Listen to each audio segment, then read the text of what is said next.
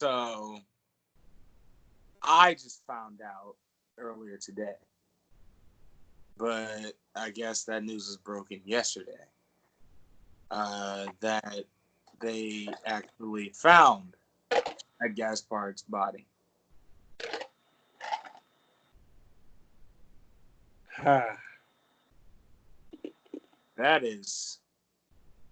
That's sad, man. That's really sad. Sad, but 2020 is easily becoming the worst year of all time. oh, easily. And we have 2021 to look forward to. Yuck. However, he went out a hero because his last act was saving his son. Indeed. So, a moment of silence for Chad.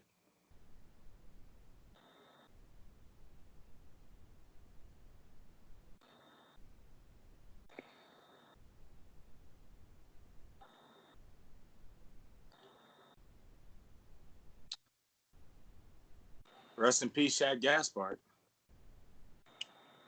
Yo, yo, yo. Papa 40 and check your rollies. It's crime time. Live via satellite. It is Gorilla Gang Podcast. I am your empathetic yet foul-mouthed half of this show. Gapenberg's favorite son, young raspy god, Carlos Crawford, a.k.a. Chin Music Charlie. Kenny and I have the best tag team finisher in the business. Yeah. In the business. Okay? A.k.a. Thick Flair. The name is Big Thick. Cake Mountain. But above all else is Champ. A.k.a. Snack Miller.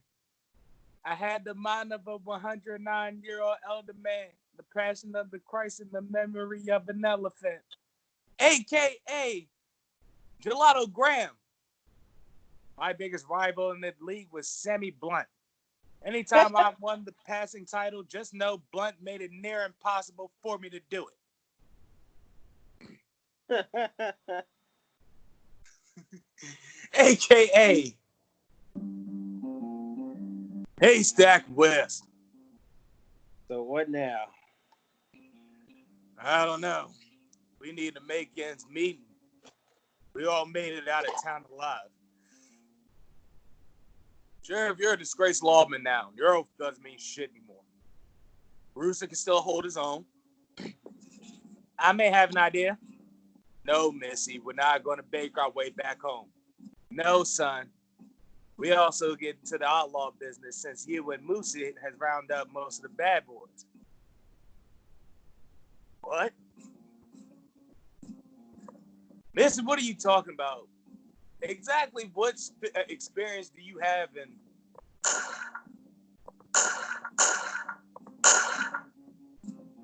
How? What? How? Forgot to tell you boys. I met your mother while she was robbing our supply train in the war. I'm sorry? Haystack, Sheriff, Hoss. Your mama is the infamous Missy Ernest. Well, Mom, now I have to arrest you. Get her, Haystack. Shut up, stupid. You're not a lawman anymore. It's time he does some dirty work for a change anyway.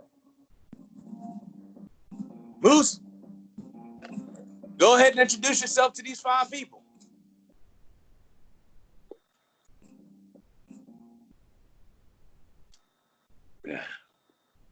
I guess I'll give it a shot. My name is Kenneth Whitaker, a.k.a. Hendrik Solo, the original owner of the Millennial Falcon. That's right, Calrissian.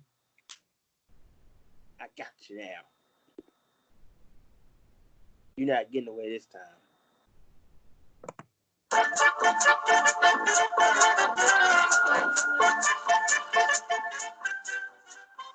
Yep, it's all over but the choir singing. Right next to your boy, Han. Oh, shit. Here we go again. A.k.a. Last Black Jedi. Do or do not, there is no try. Like, if you try me, I'm going to get super kick Moses over here to knock your head off. Bang. Like that. I like super kicks and I cannot lie. Right You look like there, and his fucking thigh. I'm sorry. rock'em sock'em robot when I'm done with you.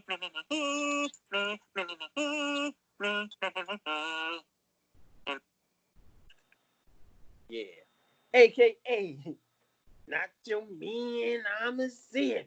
Ooh, yeah. See, everyone's been asking me, Gene, what do I do when I run out of Slim Jims in the quarantine? Well, I'll tell you what I do. I don't run out of Slim Jims because I got a lifestyle supply in my closet. And that's just what I do. I just get up, reach in the closet, get a Slim Jim. But see, sometimes it's not always the little Slim Jims, Gene. Never. Sometimes I gotta have the zone and the nacho flavor because I'm the nacho man. You know, it makes sense, right, Mean Gene? Doesn't it make sense to have nacho Slim Jims? Yeah, because nacho Slim Jims, Mean Gene, are the best Slim Jims to have, right, Mean Gene? I know Indeed, you they are. don't know anything about that, probably, Mean Gene, because all you really do is sit at home and eat potato chips and ice cream and all kinds of fatty food. That's why you're shaped the way you are. But the nacho man's in shape. You know why the nacho man's in shape, Mean Gene? Why is that? The nacho man's in shape for the thoughts, yeah. Because no thoughts like a big man. No. Even though I am proclaiming myself to be a rather big man, but the thoughts like an in shape, built up man. Oh, yeah. Ladies and gentlemen, that was Nacho Man, I'm a Savage, live from his virtual beach. Back to you, Gorilla. Put my dumbbells down,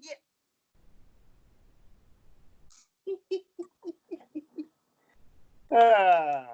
Riot, a.k.a. Mr. Go Slick Vodka. What are you doing, man? You want to die for alcohol? No. But I'll die for pussy? No questions asked. That man said, Out of my mind. he said, I'll die for that. No questions asked. None. Oh, he was dead ass about that. Yeah, he was serious. Oh, yeah. I saw it. I was him one time. I saw that too. A.K.A. Ball Boggling Hill or the TNT Network. Me and Ernie Johnson and Kennedy Jet Smith here, they challenged me to a Krispy Kreme donut eating contest. They want to see how many I can eat in a minute. I could probably eat about 3 in a minute. Well, Bars, let's see exactly how many you can eat in a minute. Timer starting right now. Well, I can't eat those. Those are cold and hard. I gotta have them hot. Listen, I never had crack in my life. But I imagine that's what crack would be like. When you ride by a Krispy Kreme and see that hot donut sign, you got to stop. Got to stop. I run into the KK, not the 3K. You got the 3KK. Nah, I'll tell you what. You know why Bars can't finish a Krispy Kreme donut in a minute? Because he's savoring it. He eats Krispy Kreme donuts like he drinks a fine wine. Who the hell run the music around here anyway?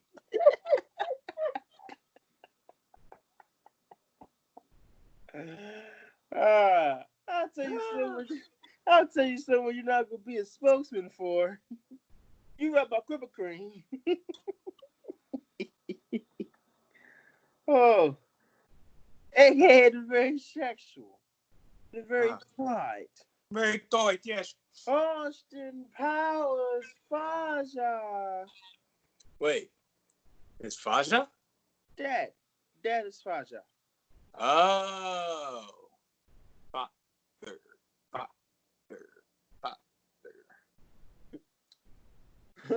Oh, your privates and have your privates painted gold. How bizarre.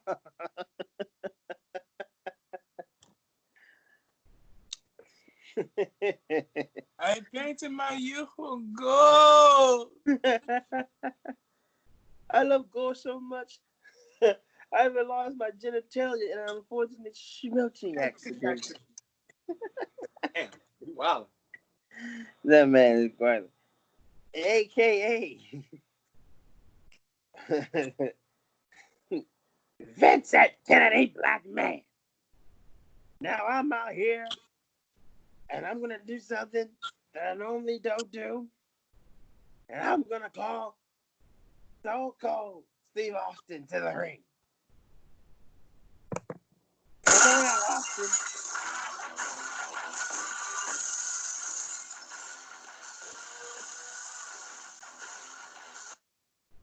What? Listen to me, Austin. What? You need to What? understand. I said you need to understand. What? God damn it, that's enough. What? You're not gonna cut me. What? What? You got something to say, son? What? I can't hear you. I'm What? your boss, damn it. Speak You up. gotta respect me. What? Shut up. You people make me sick. I don't know if you hear well, but you got 16,000 people in here calling you an asshole. I can't even finish. Oh, damn it. Just do the stunner. Hurry up.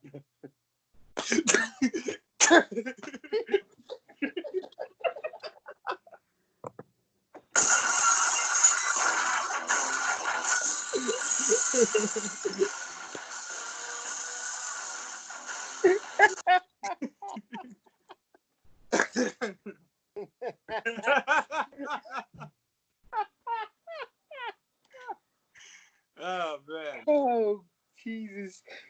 Oh, we are back. Jesus Christ. That was great. Back. Oh, man. Okay, man. Speaking of wrestling stuff, man, I gotta watch that second episode of that last ride joint. I heard that joint was amazing. So, what? The last ride? Oh, the redemption episode? Yeah, the second episode.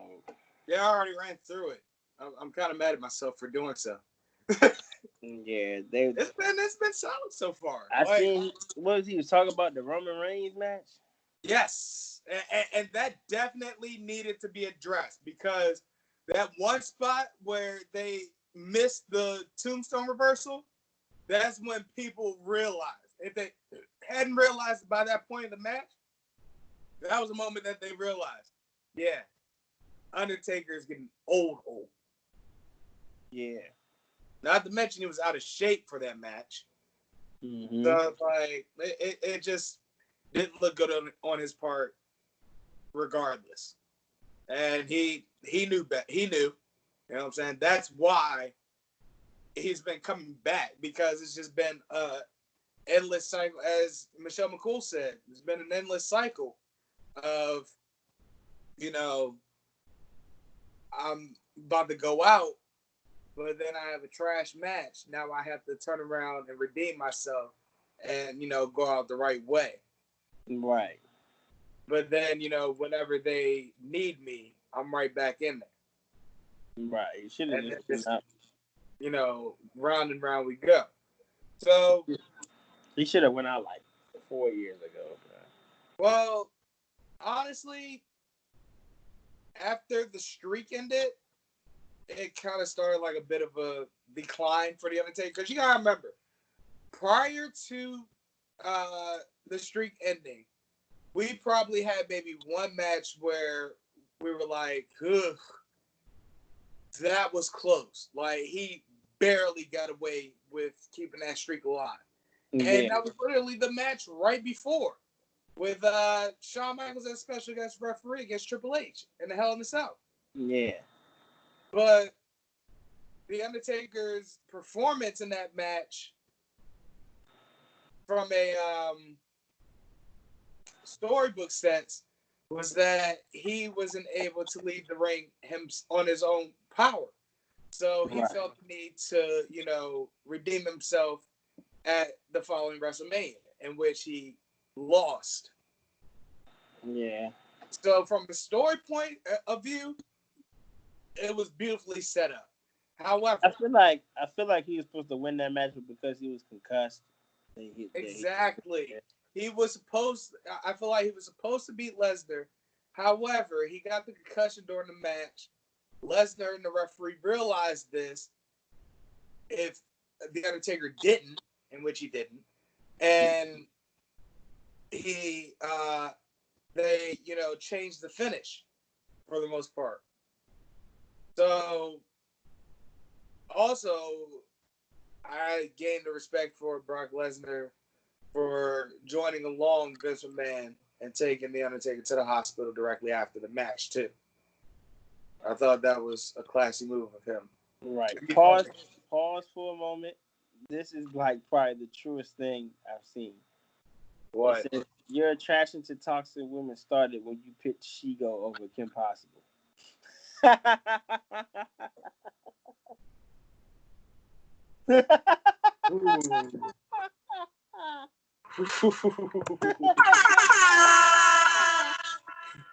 That is a hot take. Oh man. Whoa, baby.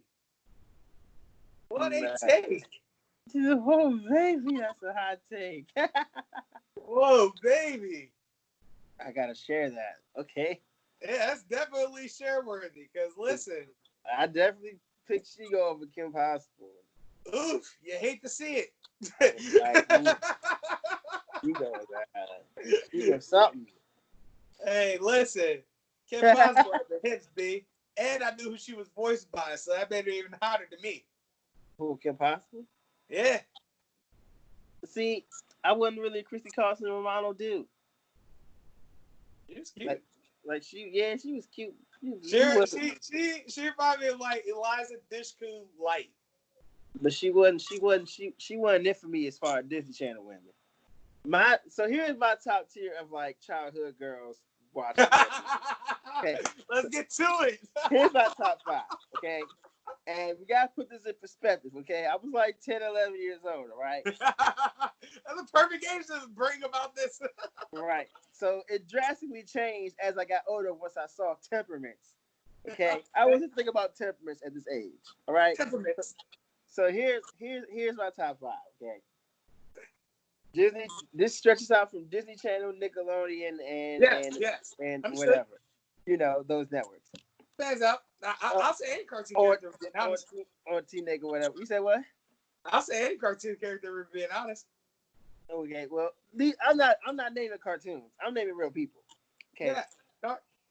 But they voice cartoons. Okay, whatever. Okay. The voice actresses. Yeah, they fall in that character, or they weren't really in voice actresses. They're in like shows. I'm naming top 5. Let's really fine tune this. Are we talking about 90s crushes in general, or are we just talking about 90s voice actresses? Because that's very particular. Well, I don't think we talking about 90. We're talking about like 90s, 2000 actresses, like Disney Channel shows and whatnot. I mean, that's still very particular. Real shows, not cartoons. All right. But that's what I'm saying. Most of them were in real shows too. So it's like, let's say real shows and movies. Okay, real shows and movies. That's cool. All right. Bet. All right. Number 1 for me, Raven Simone. She was fine back then, bro. Yes! She was fine, bro. Man. I look at Raven Simone now and be so sorry, dog. I'd be so bad if I'd be so upset, dog, because she was so fine back then. It's disrespectful. You hate to see it. Number 2. Really do, Bob. You hate to see it. Number 2, Kyla Pratt. Woo! Talk to me, my nigga. Yes. Yeah. She was it. That gospel. Right. Number 3 for me, Keke Palmer. You don't like Keke Palmer? I was gonna say you like it. That's a strong choice. Yeah, True Jackson VP, nigga. Number 4, Megan Good. Cousin Skeeter. Yep, that was her. Bad. You're taking the spread right now, buddy. You're really making this very. Oh my goodness. You're really making this very tough for me, but I think I can pull it off. And number 5, because I gotta have a white girl edition, Hillary Duff. Boy, these people really gotta put the thing in. Now listen, There's some honorable mentions in there, but I don't want to name them because they might be on your list. So they might be. You know what I'm saying? But goddamn, that list is hard to compete with. Let me tell you. And let me tell you, Kyla Pratt and Raven Simone, they got like this. 1A and 1B at that time. 1 week it'd be Kyla, next week it'd be Raven.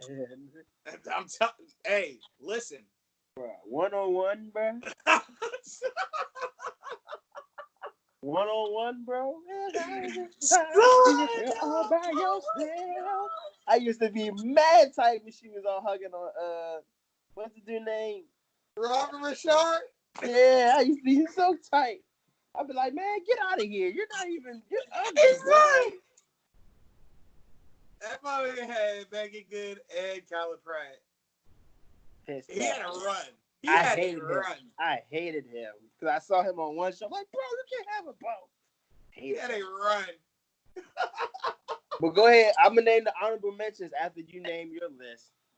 All right, I'm not even going to do it in any order because I can't think of. Yeah, you don't gotta do order. I was just being. Yeah, go ahead. So, Amy Jo Johnson and Susie Q. Amy Jo Johnson. Buddy, I dug deep for that one.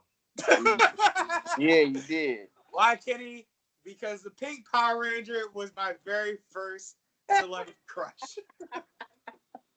That man dug deep for that one, and she's still fine. Buddy, Did you see her in the newest Power Rangers they had when she was standing there at the end? No. Yeah, and the newest Power Rangers. So, in the end of it, spoiler alert, if you haven't seen it, it's been like 3 years. So, shame on you. Yeah. But Understood. So in the end of the movie, like once they get in the Megazords or whatever, and they finish fighting whoever the boss was, I forgot who it was. Right. They showed the city, right, and they showed the people looking up at the Megazords. Uh-huh. And it's the original Ranger standing there. Right. And she's standing there, bro. Just as bad as she want to be. Like She's still fine. Yeah, Billy's not as much as a geeky looking dude. He just put the glasses on to make himself look geeky, but you can tell he Billy looks like Bill Gates now. Like, you hate to see it. You can tell he glowed up for what he was. Exactly. But, you know what I'm saying? Yeah, she's still fine. But go ahead. That's number one. The first person you picked. Yeah, that was the first person. I just had it. Yes. Christina Vidal and Taina. Yeah, she's an honorable mention for me. Yes. These are gems, my guy. These are gems. Let's see. Susie Crabgrass and Nessie Classified School Survival Guide. Wow. Wow, you dug for that one. I'm on a roll. Your boy's on a roll. I wouldn't expected none of these. That's crazy. Oh yeah. Number 4.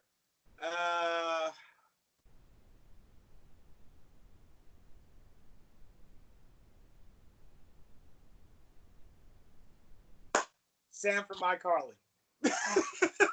Wow.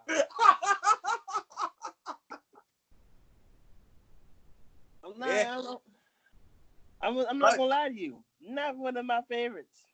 Is it not one of my favorites? Not for me. I might scrap her, but for now she's on the list. All right. I mean, this is your list, not mine. So I know.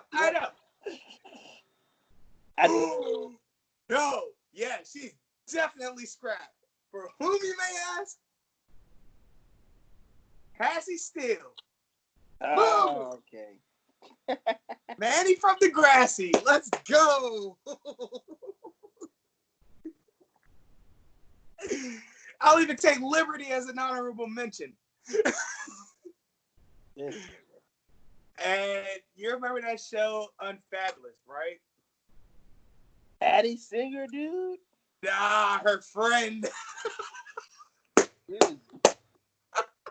Let me guess, you like Lorraine too? Miranda? Yes. You like all the sidekicks. This nigga Yes. like all the sidekicks. Let's go. Oh man. See, I was looking for honorable mentions like Tia and Tamara. Damn. You know what I'm saying? Ooh, like honorable mention. SS Atkins, I the was about to smart guy. say Essence Atkins was another one I was looking for. You know what I'm saying? Now I'm trying to dig in the bag down. I was looking for like a Brenda song. I thought you were gonna say Brenda song. Oh, I missed out. Damn. Allison Shaka, you know what I'm saying? Yeah, you gotta give me a character. Phil of the Future. Oh no, I don't even watch Phil of the Future. B. You didn't watch Phil of the Future? Ashley Tisdale, you know what I'm saying? Pass on her. I definitely missed out on Vanessa Hudgens. Yeah, her too. Damn, I missed out hard on Vanessa Hudgens. Can I have a redo? Like, sure. Nah, you know what? I'm proud of this list. I'm fine with it. Are you? No. So let's run it back. Susie Crabgrass, definitely. Cassie Steele, definitely. With no doubt in my mind, from the bottom of my heart. Damn, who did we just name just now? Sorry. This nigga.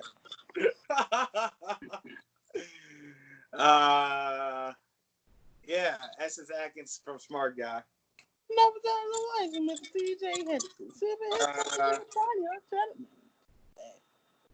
I'm still taking it. Emma Roberts' friend and I'm fabulous.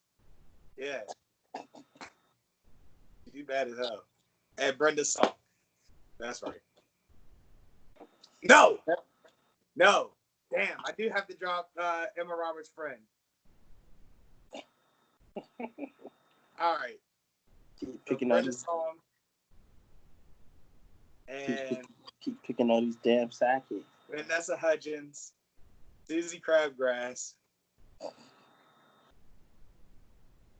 Be nice if we knew her name. Christian Serratos. Who? Christian Serratos. Who was that? She also played in Twilight. Don't ask me how I know that. I know how you know that. You watched it. No, that's not how I know that. I Wikipedia'd it. You watched it. If you watch Twilight, bro, it's okay, bro. Oh, shut up! I'm trying to finalize this list real quick before we get to the next subject. All right, Cassie Steele, Christian Serratos,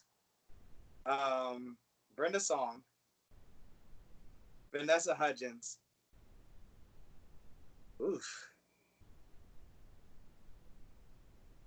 This nigga said, oof. I'm gonna stick to my guns with Amy Jo Johnson. Hey, that's so you.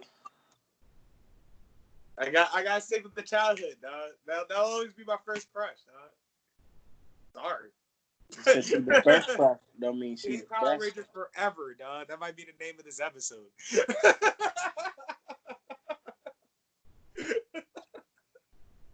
She's the first crush. Oh God. That means she's the best crush. Oh, but where can I fit Taina in? No, shit, man. Nah, I'm a double down on that list in particular because that one was carefully curated.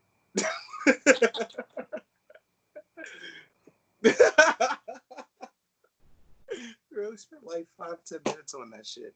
All right. He said we. They got a list of the 45 hottest actresses, 2000 to 2009.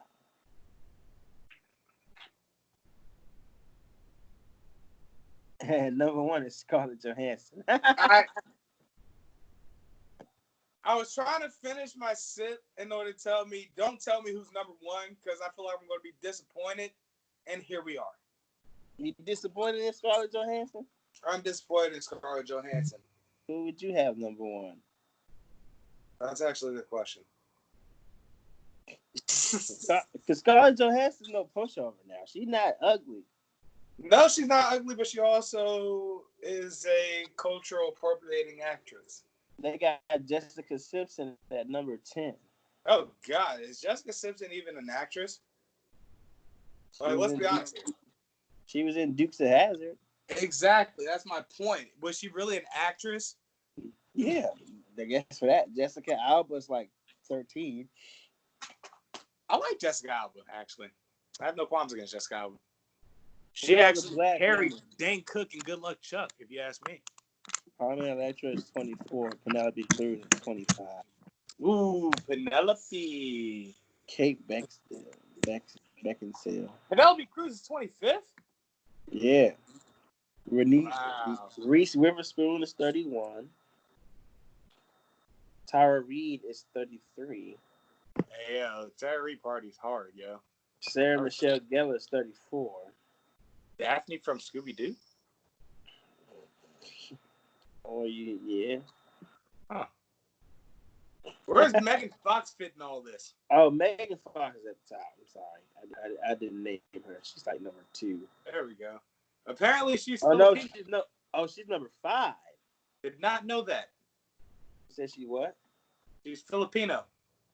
Did not know that. She's also number 5. Like Batista. Number 2 is Monica Bellucci. I guess that's her name. Oh. Sure, I guess. I don't know. I guess. I don't know. This is a white list. Exactly. Angelina Jolie is 39. See? Liv Tyler is 41. Angelina Jolie was fine to me in one movie and one movie only. Mr. and Mrs. Smith? Fuck no. Tomb Raider? 2 movies and 2 movies only. Oh, what's the other one? Gone in 60 seconds. Ah, okay. Mm-hmm. Lindsay Lohan is 42. Now, Lindsay Lohan was bad as hell around Mean Girls. I guess. Yeah, she was. Go back and watch it. That's when she had the baby fat, low key. That thing was, yeah. That's when drugs kicked in. Yeah, you hate to see that too. Anyway, whatever. All right, come on. Let's do what we were supposed to do. Sure. All right, well. Content, people. Ladies and gentlemen, up to going into episode 100. Every other episode, we're going to do our last chamber of what if scenarios. Yeah. They're all wrestling scenarios. Why? Because the last time I did an actual sports scenario, the likes of Caleb, Joe, and Luis shat all over it, thus ruining sports for the audience. So you can thank them for that. This week.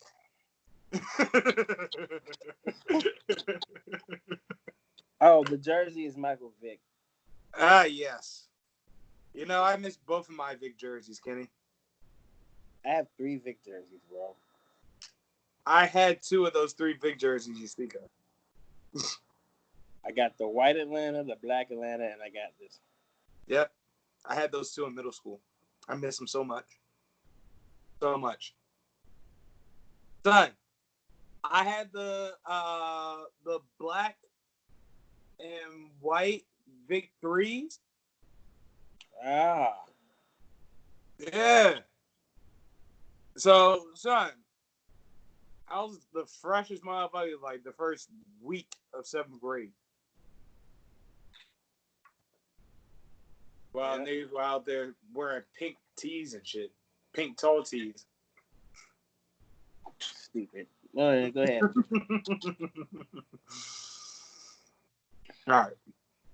Well, guys, this week, our scenario is, and what I like to call the Street Break Kid. This week, Shawn Michaels actually wins that rematch at WrestleMania 26 between him and The Undertaker for the streak versus career match. That being said, let me give you guys a background between The Undertaker and Shawn Michaels because it runs deep. The genesis of this rivalry was actually back at SummerSlam in 1996 between The Undertaker and Bret Hart, with Shawn Michaels as special guest special guest referee. Now, we all know that that Shawn Michaels and Bret Hart have like a storied hatred for each other, so on and so forth. Well, that came into play during the match, in which ultimately Shawn Michaels went to grab a chair to hit Bret Hart, in which Bret Hart ducked it, and Shawn Michaels chair shots The Undertaker instead. Bret Hart takes advantage of it, goes for the pin. Shawn Michaels reluctantly taps the 1, 2, 3. Bang, bang. Bret Hart's the winner. Well, The Undertaker didn't forget about that. And that led to their Bad Blood match, which was the very first Hell in a Cell match. Also of note, that match between Bret Hart and The Undertaker at SummerSlam 1996 was, in fact, the ripple effect that started the Attitude Era. Because the following night on Raw, Shawn Michaels came to the ring with an insurance policy. Yeah. And when DX was born that night. Now, after the Bad Blood match, you have the casket match that ultimately put Shawn Michaels into retirement.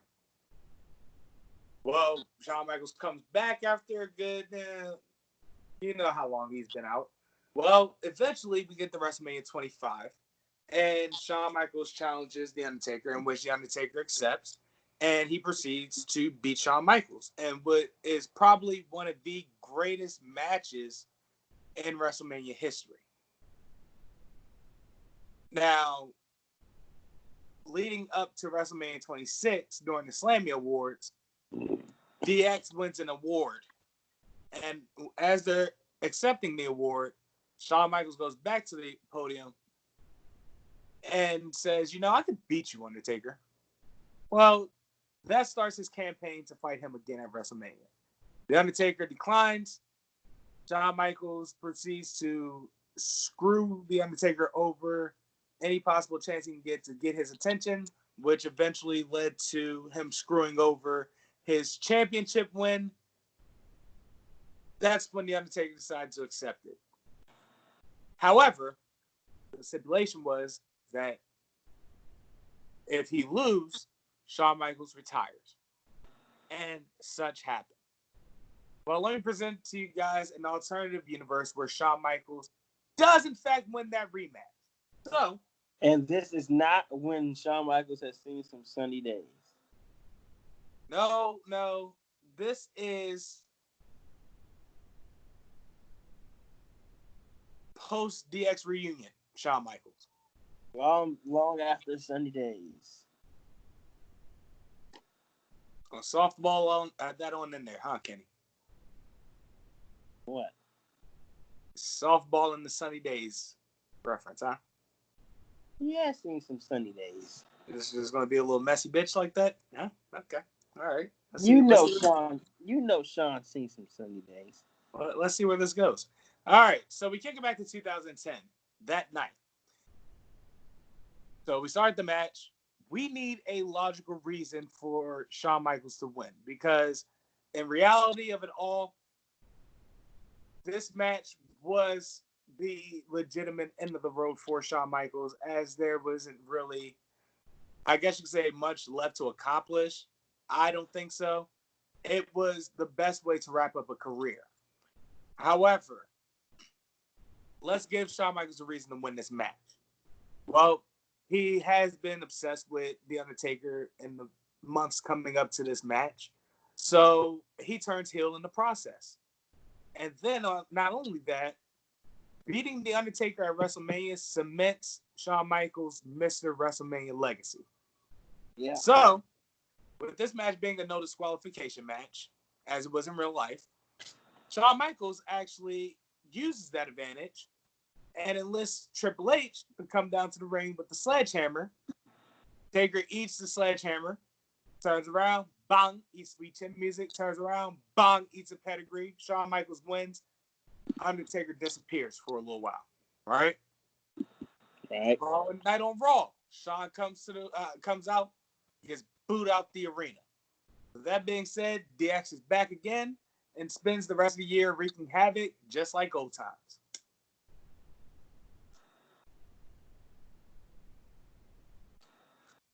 So we go into 2011. DX runs the field in the Royal Rumble until The Undertaker shows up at 30 and proceeds to get them both out of the paint. Now, before they can even react after getting kicked out, the lights go out, The Undertaker disappears. Well, following night on Raw, DX calls out The Undertaker. The Undertaker comes out and lets them know that he's got backup this time around. With that being said, the Brothers of Destruction is back. Kane comes in along with Undertaker to stereo chokeslam DX. Bong bong, we have a Hell in a Cell tag team match at WrestleMania that year. That being said, Brothers of Destruction wins, finalizing the Undertaker Shawn Michaels rivalry. Plot twist. Sunday returns and gives them all sunny days. Shut up, Kenny. So, with that being said, Shawn takes a little time out. And realistically speaking, he becomes a part-timer because at this point, he's old. He's in his 40s. And again, this is an alternative timeline where he wasn't put into retirement. At this point, he's 2 years into that alternative timeline. So, also, they're building new stars around this time as well, with the likes of, Cena, Punk, so on and so forth. So we kick into 2012. WrestleMania around the corner. Shawn is back for the Royal Rumble, this time as a face because the pop is that big. Sunny days. The final three in that Rumble. Sorry. Shawn Michaels, Sheamus, Chris Jericho. Sheamus wins. Shawn and Jericho are in a number one contenders match the following night to face CM Punk, in which we end up getting CM Punk versus HBK in the fashion of HBK versus Cena at WrestleMania 23. HBK loses that match, and the next rivalry we get for CM Punk is Chris Jericho. All right. Solid rivalries going on here, Kenny. I want you to keep that in mind. I'm listening. All right. Now, meanwhile, Shawn Michaels, and this is going to piss you off because it pissed me off to reluctantly do this or to go along with it. Shawn Michaels starts mentoring Dolph Ziggler. Ugh. And in the process, they win the tag team titles. And during the tag match, one of the defend the championships, Ziggler super kicks Michaels, losing the titles, leading to Shawn beating him at WrestleMania. Why? Because fuck Dolph Ziggler. So let's go into 2013. WrestleMania 29, we get Triple H and Brock Lesnar. That still happens, okay? However, The Rock doesn't win the championship during his comeback tour. Why? Why do you think, Kenny? Sunny day? That's right, Kenny. Because we finally get HBK versus The Rock. Like we never got it. For sunny days. Yeah. We're not naming this episode Sunny Days, Kenny. What are you talking about? Just in case. That's where you're barking at. So, with that being said, Undertaker's WrestleMania opponent for 2013 is Chris Jericho. Why? Because that didn't happen often, especially in big match situations. When the So sun why out. the hell not? That'd be a hell of a match anyway. Right, especially if the sun is out. Why are you doing this now? Huh? All right. That being said, we get Punk and Cena for the championship in the form of that match on Raw back in March that year, if you recall that match. I do not. It was a championship match on Monday Night Raw. But they do it at WrestleMania for the most part. So copy and paste that match at WrestleMania. Now that being said, The Rock beats Shawn Michaels. Of course. I mean, why not? It's not like Shawn Michaels has a clean record, winning record at WrestleMania anyway. He just performs well. That's why he got the moniker. Right. Now, we go to October. We get Daniel Bryan versus Randy Orton like we got in our timeline. However, Shawn Michaels screws over Daniel Bryan like he does. And the following night on Raw, Daniel Bryan locks Michaels for screwing him over. That being said, we have them two at WrestleMania. So let's kick the 2014. Daniel Bryan gets Shawn Michaels. And in turn, he never goes 2-0 in one night. Wow. However, he does beat Shawn Michaels. So there's that. And it's a damn good match, too, Kenny. Punk leaves after he beats Triple H at WrestleMania 30. He gets his release granted by Vince McMahon. Randy Orton, Batista end up fighting for the World Heavyweight Championship. Batista wins. Why? Because Guardians of the Galaxy is coming out around that time, and it made perfect sense to strap around his waist during that time. That's big promotion. Shawn sticks around with the Authority for the rest of the year. However, he starts to become distant towards Triple H. That being said, we go on to 2015. We get Triple H and Shawn Michaels at WrestleMania one more time because Shawn realizes that Triple H was a bad influence in Shawn Michaels' life. Like, I don't know, Kenny. Name an example. Jumbo weenies. I'll give you one. The Montreal Screwjob. Me and Shawn got jumbo weenies. Kenny. And seen some sunny days. Kenny, take it seriously. I am. Not seriously enough. That was our thought. Maybe they both seen some. No. Suck, Kenny.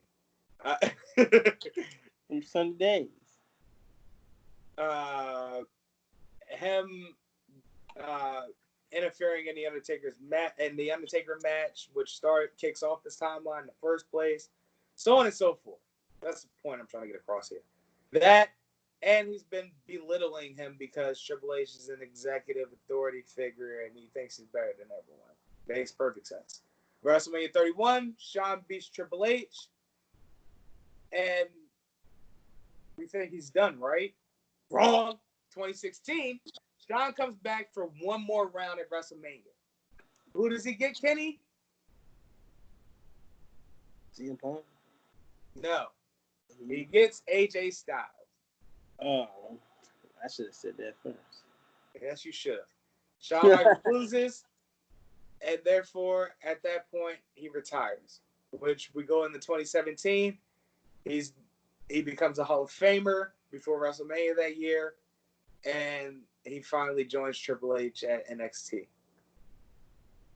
So all in all, it ends the same way. However, it takes a little longer to get there. Yeah. You know what I'm saying? We get the dream matches we've always wanted. Maybe not. You know what I'm saying? We've always wanted The Rock versus Shawn Michaels. That was a dream match since the Attitude Era, but we never got it for politics and whatnot. I guess personal politics. Um, we get him versus AJ Styles as his last ride. We get him versus Daniel Bryan. We get him versus CM Punk. So it's like, if Shawn Michaels didn't retire, the dream matches, you know what I'm saying? For all the people that were coming in, you know? What could have been? Speaking of what could have been, did you see the Owen Hart episode of Dark Side of the Ring? I haven't watched any of Dark Side of the Ring. After Man. Benoit, I'm slacking. Oh, you are slacking. Absolutely slacking. Listen, that Owen Hart episode is going to break your heart, buddy. I don't think I want to watch it though. Nah, you're gonna watch it. I'm gonna make you watch it. I know what I have watched. I'm proud of it. What? One Night in China.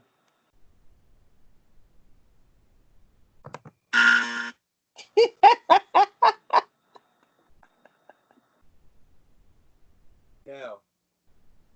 No, what? Kenny, hand out. What? Hand out. I'm not putting my hand out. What's Kenny, wrong with you? hand out.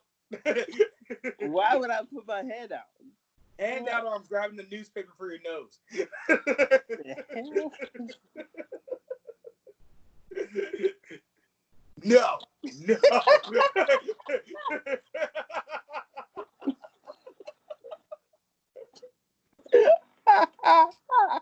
You're wilding right now, all right?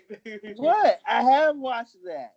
That was a good movie. We're far beyond off the rails. We have plummeted into the river at this point. Listen, if you haven't seen One Night in China, go watch it. No.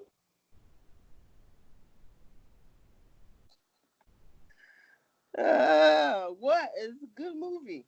I got my fill with She-Hulk. All right, you know what? We're moving on. Hey, it's another one called Backdoor to China.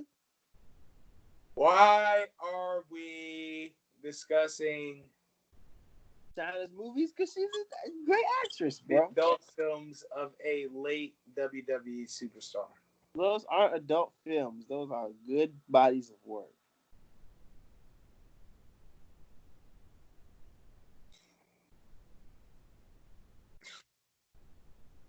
All right, so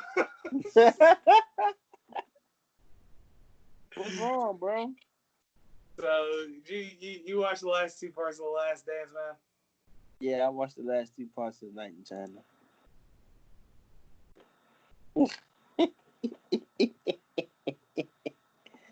No, I watched the last two episodes of The Last Dance. Yes, I saw that. You know what else I saw that was good? What? Sunny Side Up.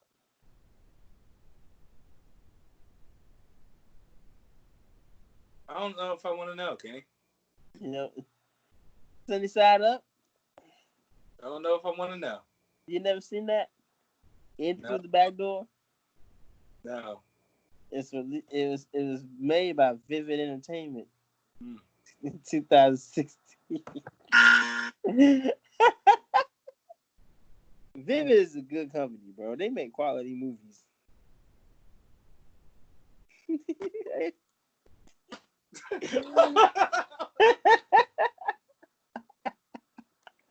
You never seen any Vivid movies?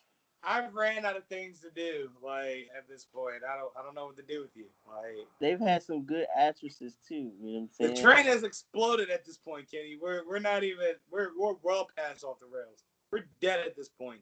They got some good actresses and actors. You know what I'm saying? They are really dedicated to their job. Takes a lot of dedication and to do what they do. To be actor and actress, yeah, work hard. You are a very big man for this. I hope you know that. All right.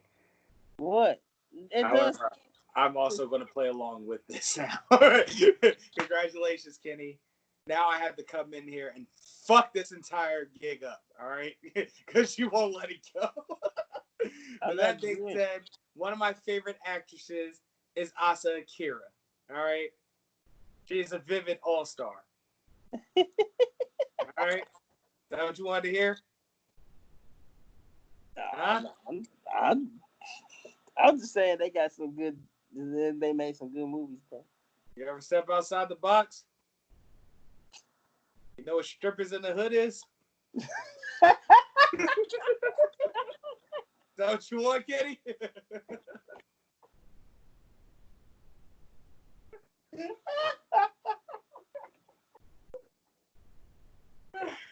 Huh?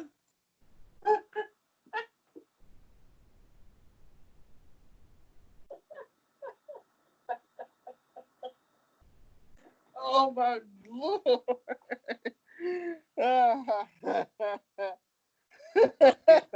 The entire South Beach Cruising DVD? Like that's what you want?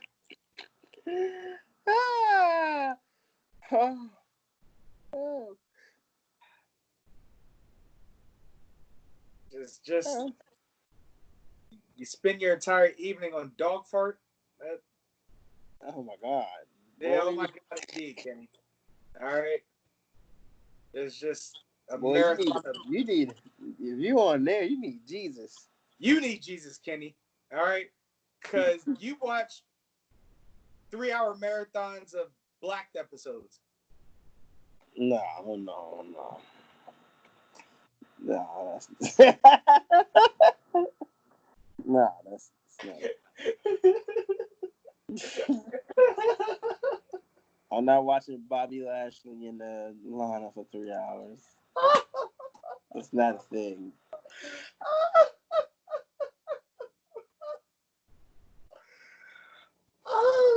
No, I was more. Can't be watching it for the storylines and shit. I was more of a West Coast Productions guy.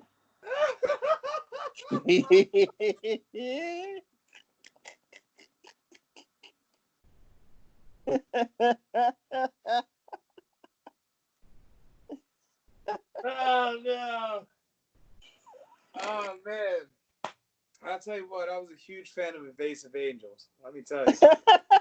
Let me tell you, these are excellent times. Those were excellent Why are times. we talking about this? You started it. No, I didn't. Yes, you did. No, I didn't. I even implored you to stop. I didn't do anything. You know what I'm saying? You did this. Now we're doing this. All right. That being said, how well versed are you with Angelina Castro? No? Stop it. What are you doing? Alicia Starr. All right, that's enough of you. You're doing Heard too her? much now. Relax. Oh, wait a minute. One more. Because shout out to Knez. This is his favorite. Queen Rogue. You ever heard of Queen Rogue?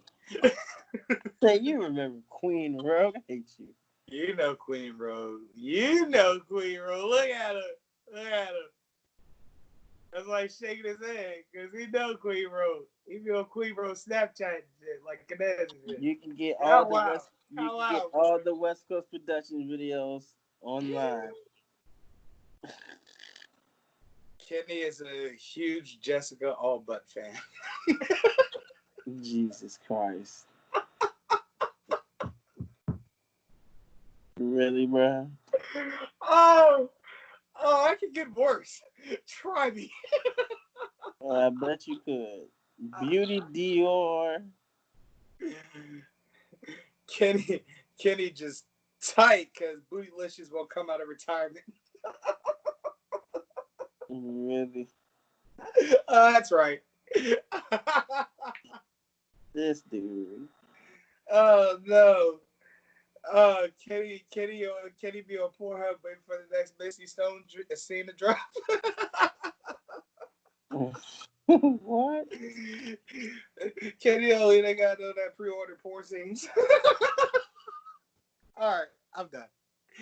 All right. Notice how no one's laughing, but I know. I'm sorry. Again, you started it. At any rate, I understand anything. I do you have any thoughts and notes on The Last Dance? Because I have a list of footnotes that I would like to present. Jordan is just a GOAT. People hate him, and they would have won 10 titles if he didn't retire and they came back. All right. They would have won 10 titles. Well, first things first, Kenny. If Michael Jordan wasn't a basketball player, no doubt in my mind, he's a serial killer. Absolute sociopath. No doubt. Like, my thing is that this nigga will make himself think anything he needs to think to give him that competitive edge to win. Yeah, that's crazy. That's crazy. All right. What was the dude name from Washington that he pretended like? I've been trying to remember his name for the past week now. I can't even remember. However, dude gave MJ work the first game around. Yeah, he had like 37. You know what I'm saying? And he literally lied to the press and said that he came up to him at the end of the game and was like, hey, Michael. That man just made that up. And then when they asked him, I was like, oh no, it's all fake. I made it up. Like, bro. Like, what? Wow. Okay. So that being said, that was one of my footnotes, all right? Number 2. I want you to think about it, and I want you to put this in perspective, Kenny. Do you recall that part where Dennis Rodman said they could have paid me $5, I just wanted to play? Yeah. Dennis Rodman got paid more than Scottie Pippen, Kenny. Yes, he did. Okay? Roughly everyone got paid more than Scottie Pippen. The only person that didn't get paid more than Scottie Pippen was fucking Judd Buechler. Okay? He's a bummer. He's a bum. Like, he's a bum. Steve Kerr was getting paid more than Scottie Pippen. You know? Like, that blows my mind. And that's literally the number 2 guy on the team. Well, mind-blowing. Absolutely mind-blowing. So, yeah, I absolutely understand why he spent his sweet little time in the off-season and waited until the season started to get his foot surgery. Yeah, Scotty was done. He was like, Scotty wasn't going to come back if they all came back. He wouldn't come back. However, on the other side of that fence, Scotty be giving up. Yeah, because that playoff game, where he was like, I'm out because he wasn't getting the ball. Bro, I have never seen you make a clutch shot like that ever. I have, but that's not the point.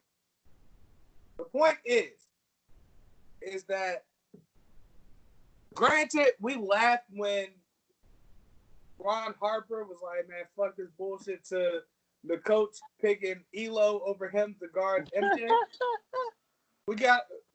Fun was had over that. You know what I'm saying? However, but that was legit though. Like that, in a legit moment like that, you go to your gunner. You go to the motherfucker that can absolutely, without a doubt in the back of your mind, can knock that shit down with his eyes closed, sleepwalking. Mm-hmm. It's a no-brainer. And you gotta let your pride go for that. Because, you could possibly knock it down. But on the other side of that fence, you could possibly fuck that up too. If your teammate has a higher percentage rate behind the 3-point line, why not give it to him in a clutch moment? Especially when you know that he can knock it down in the clutch moment. Damn, they're automatically. Correct. It made perfect sense. However, Scotty's being a little bitch about it. And Bill Cartwright was crushed about that. He couldn't even get out his "you let me down." I can't believe you did this to me. Right, I felt that. No, I absolutely felt that, dog. I felt that because because it's like I didn't. He's not important. I thought it was funny, but it's okay. no, he's not. But still, like I actually felt that shit because it's like, yo, you're not supposed to give up on your teammates like that, dog. Especially motherfuckers that, you know. You don't know Scottie Pippen. That's true too. Still, it's like MJ would never. No, he would never. Which brings to my next footnote.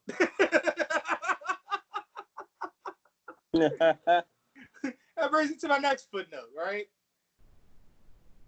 MJ seemed like he was absolutely a blast when you were winning. yeah.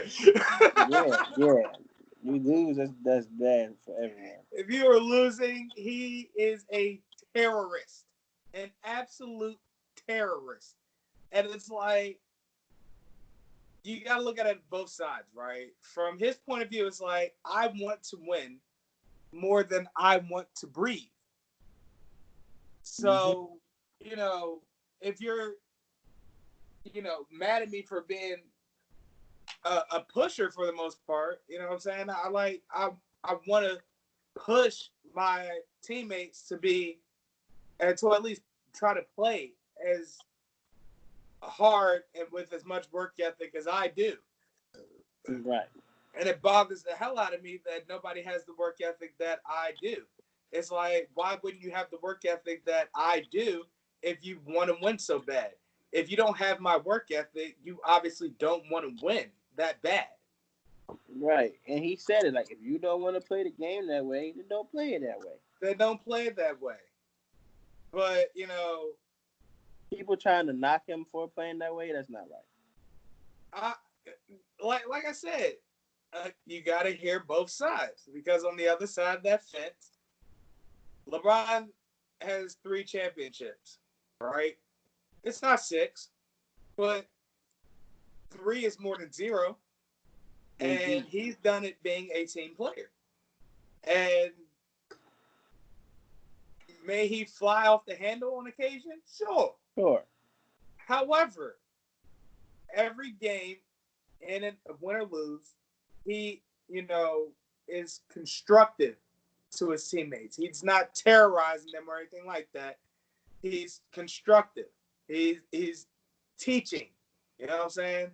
Like anything that he needs done, he's teaching them how to do. Like how he needs these plays done, so on and so forth. I think I was talking to my coworker about it the other day. I think LeBron got such an amazing photogenic memory, dog.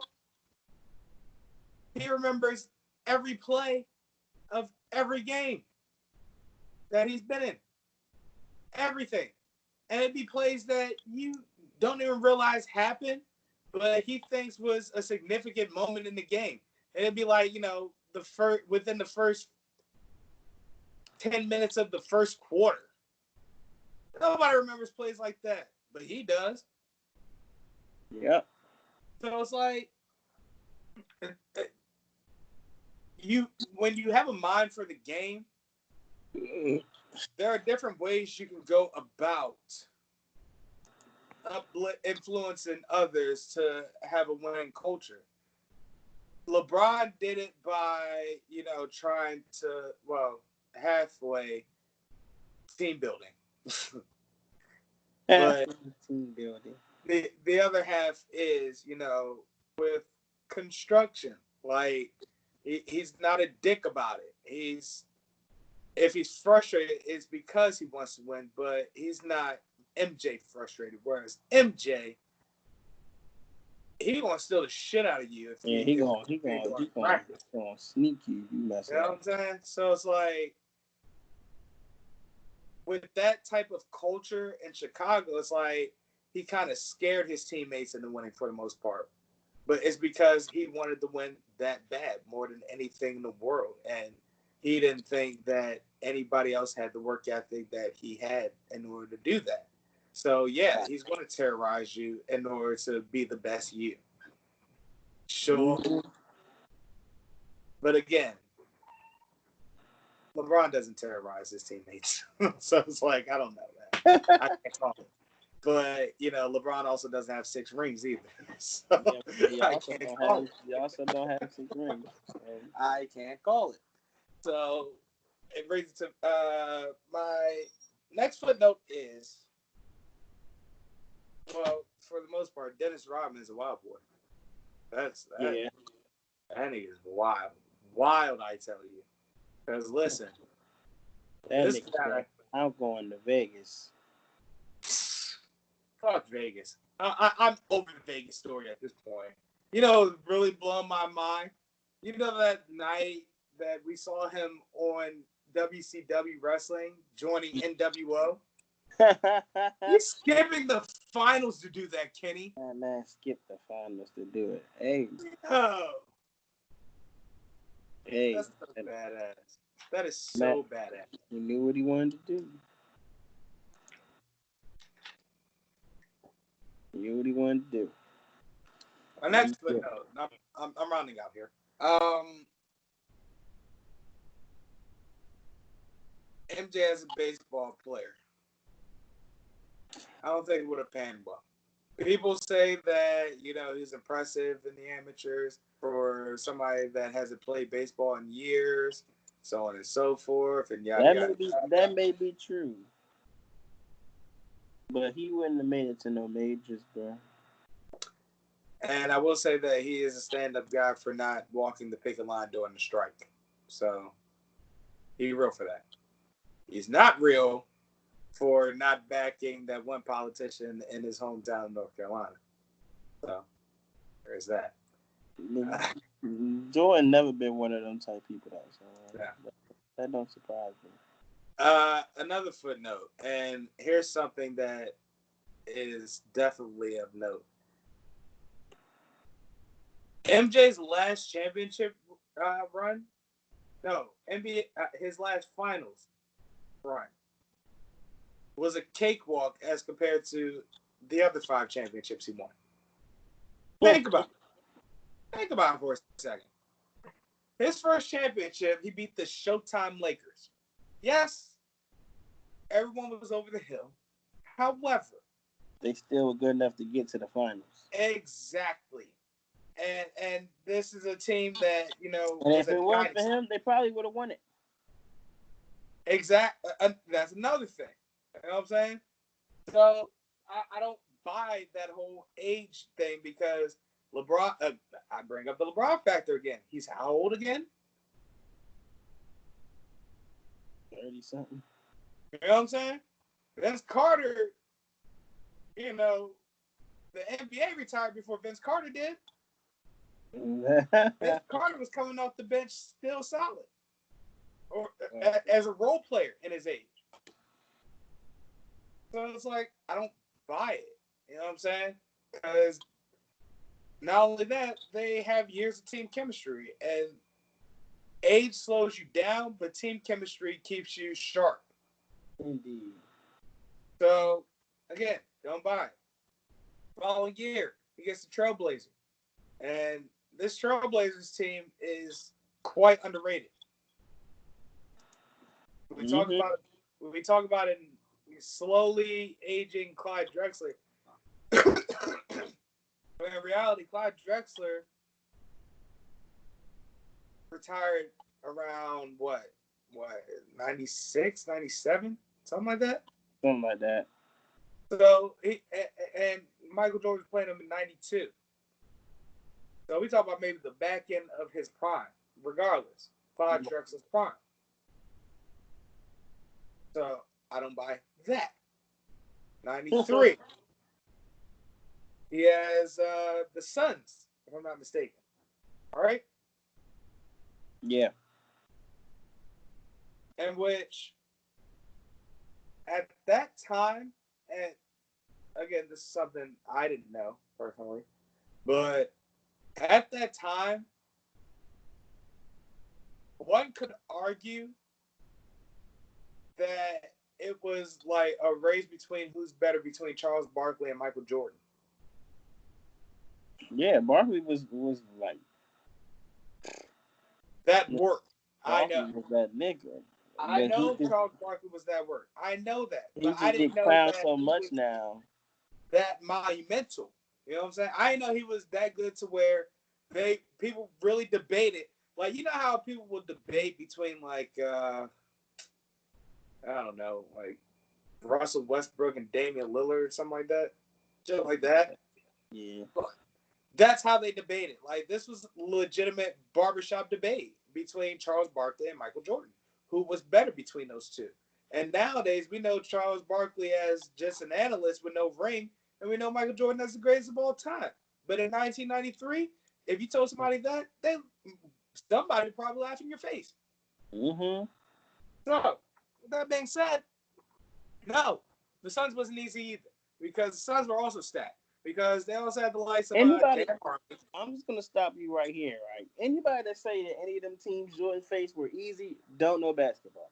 That's the thing that pisses me off. People Cause that's negate the 90s. cause that People Sonic negate cause old that basketball. cause that Sonics team was a damn good team. That Sonics team was a damn good team. Gary Payton, Sean Kemp, and Detlef Schrempf was their big three for the most part. Then they Yeah, had Sam Perkins. and then they had Sam Perkins. I said then they had Sam Perkins. You know what I'm saying? And then they had somebody else coming off the bench too. Detlef Schrempf was a pain in the ass the entire season. I mean, that entire series. If I Right. recall correctly. So, again, don't buy it. However, after the Suns, MJ retired. He came back late in the late in the season. They got kicked out of the playoffs. Yeah, that's three. The Sonics, and actually the last two championships were cakewalks compared to the rest of them because those last two Jazz games. they beat on the Utah Jazz twice. Yeah, those last two Jazz games were like they knew how to beat them already. There was one game where they held the Jazz under like 55 points. I think it was like 53 points, something like that. Something like that. You know what I'm saying? That's how you know the jig is up. It's like, yeah, they had Karl Malone, the Jazz. Yeah, they had John Stockton. Yeah, they had John Havlicek. But it's like it was a team that made it to the playoffs because, well, there wasn't really much going on in the West at that time. And keep in mind, Kobe was still young, if he was even in the league. And there wasn't really going on in the West at the time. Nope. I'm trying to think who else is in the West because Shaq was just getting to LA. Yeah, the Spurs were there, but they were the Spurs were there, but they weren't the Spurs that we knew until after Jordan left. Exactly. The Spurs didn't become the Spurs until after Jordan left, but when Jordan came back, the Spurs just went back. It was legit only the Jazz. Yes. And maybe Houston. Maybe. In which they didn't talk about much in that documentary. And Houston got two when Jordan left. So I feel like honestly, I feel like Houston could have got one if Jordan was there too. Because like no one's checking Olajuwon really down there. Who you got? You gonna put Rodman on Olajuwon? Nigga, anybody was food against Hakeem Olajuwon. Why? Because Shaq was food against Hakeem Olajuwon. But Shaq was young then. Shaq wasn't Shaq that we know him then. He was more athletic. He gave up the floor, but he didn't have no experience. Kenny, you don't understand. Even when Shaq got to LA, Hakeem had Shaq's number. Hakeem had Shaq's number up until Hakeem's retirement. Shaq was legitimately afraid of Hakeem Olajuwon. But Shaq didn't really become Shaq till like 05. No, like 04, 03. No. Shaq became Shaq around 2001. Yeah. That was when they was the most dominant. That's when they, played the Kings in that conference final series, in which the Kings got rigged. Well, hey. That's another storyline another time. All right. 2 more footnotes. Number 1. Or actually, this is the last footnote. No. All right. So number 1. And I bring this up again because it's extremely poignant, and it was like the most humanizing part in the entire documentary. The Father's Day game. We've never seen it, in real time. You know what I'm saying? We've only seen the iconic picture of him like crying over the basketball, and that's all we knew. But put audio and video to it, man. That just imagine, like, this is the first NBA Finals that you're in without your father physically there, and you finish the entire series and win the championship on Father's Day. It's like, that's a touching moment, and it's a moment that like would make you wish that your dad was there, and for him not to be there to see you as a father yourself winning something big for your family like that's emotional. That's extremely emotional. So I was like, that made me go, all right, that I get it now. Like, that was real. And I also say this: we need like a director's cut of just MJ looking at people talk about him on the tablet and his responses to it. I need just that. Like, he literally he tried to avoid crying on camera for this documentary to avoid becoming another meme. And here we are, Kenny. We got a solid like 3 or 4 more memes out of him. Yeah. We got him, laughing like a villain, holding the tablet. We got him looking at the tablet like. We got him with the cigar in his mouth, swinging the bat. Not to rush you, bro, but for some reason my phone ain't charging up on this computer, and I got 6%. So, yeah. So unless you want to lose the whole episode. Oh yeah. I guess that counts as my final thoughts. Bring it on home. My name is Kenneth Whitaker, aka Hendrix Solo, the original owner of the Millennium Falcon.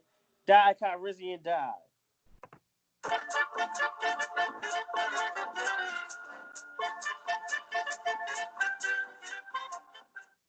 For some reason, I can't bring it myself to kill you.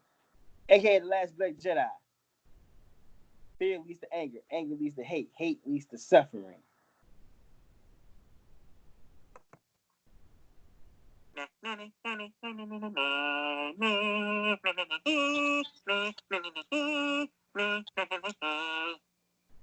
Put it on battery saver, Terry.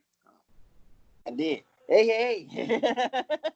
Nacho Man, I'm a savage. Ooh, yeah. See, the Nacho Man just a little bit incapacitated because he's been with Paul Parker eating all these Krispy Kreme donuts. Yeah. And you and me, Gene, we didn't say you were doing it because me, Gene, you're a little bit too hefty for a donut, me, Gene. What you need to do, me, Gene, is find a couple thoughts and get on the elliptical. Oh, yeah. I'm married. However, that was Nacho Man, I'm a Savage, live from his personal Krispy Kreme. Back to you, Bobby. And body shaming, yeah. Oh my God. AKA Ball Barkley here. I remember when people would talk about me and Michael Jordan being the best 2 players on the planet. I was better than him. The only problem is I ain't have a Scottie Pippen to help me win, just like you had Kobe Bryant and Dwayne Wade riding your coattails, Shaq. you are right about that. That was me. You rode that coattail. You know what the hell I meant. You went the first time. Who's in charge of music around here? Yep. Well, you need to fire his ass.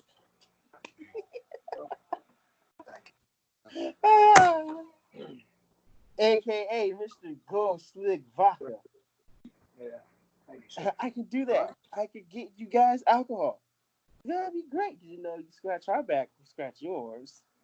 You know, the funny thing about my back, Jules, it's located on my cock. What? What?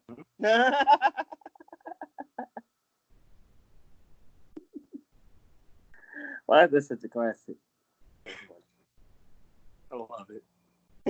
AKA the very sexual, the very tight.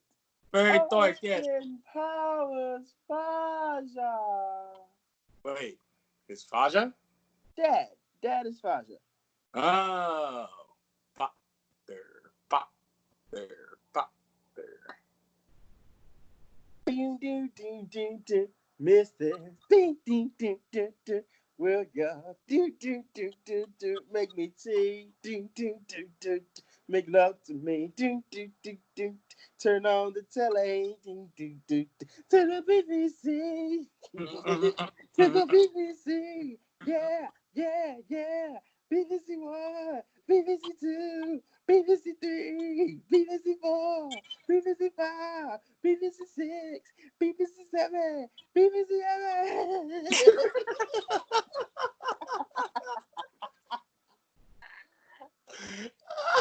Oh, bro, that man said ding, dang, dang, dang. Yes. Oh, man. Oh, greatness. AKA, that's that gay black man.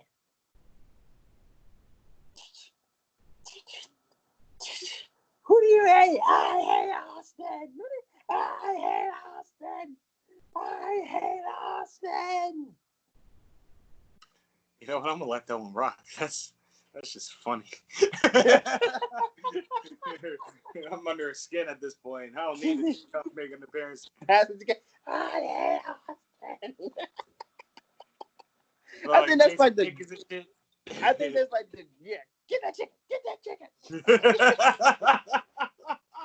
How is this going to help me with Austin? Get that chicken. Oh my That's some god. of the greatest vignettes ever, bro. We had that man training like Rocky chasing a chicken. That shit was ridiculous. All right. Jesus Christ. Bringing it home, my name is Carlos Crawford, aka Tim Music Charlie. That's how it would have went down if I beat The Undertaker, and that's on me. All right. AKA Thick Flair. I'll be coming around the mountain when she comes. Woo! AKA Snack Miller. Oh, wow. I need to stop paying attention to opinion shit. I'd rather be the pen that come and sign your death certificate. Kill your career if you give me your year. The X Factor, whip our dick out. Get Brittany the spear. AKA Gelato Graham. I hated playing against Mean Grown Green. He gave me nightmares. Yeah. AKA. Wait. Not time to plug up right now, however. All right, here we go. AKA Haystack West. Okay, boys, this is practice. We're going to rob this train nice and quick. Rooster, Hoss, and I will run the train, customers. Hoss, you don't say a word, just enforce when I say so. That's my baby. Rooster, no bullshit or I'll shoot you myself. That's a lie. You love me. Do I? I truly think Mom would shoot you, old man. She definitely would shoot me. Haystack, Moose, you boys make sure we get this done as clean as possible. Wow, dude, that miss. Your boys know how to clean up the mess they make. Well, I want no messes if possible. Hell, Ma, it'll be clean. All I do is clean. Your bedroom growing up told me different. Now let's go. Yeah.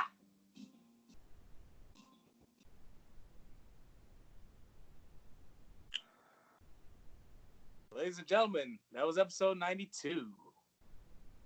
Hey, nigga, we do this in our sleep now. Yeah. I'm like sitting here looking at my nails. Just like, nigga, this is just Automatic at this point. There's no like you just sitting back like Jordan smoking that long ass cigar at the end of the Last Dance. That's how I feel. Instead of yellow eyes, my eyes red and shit. Right. Like, we off this. Just like take that and enjoy it.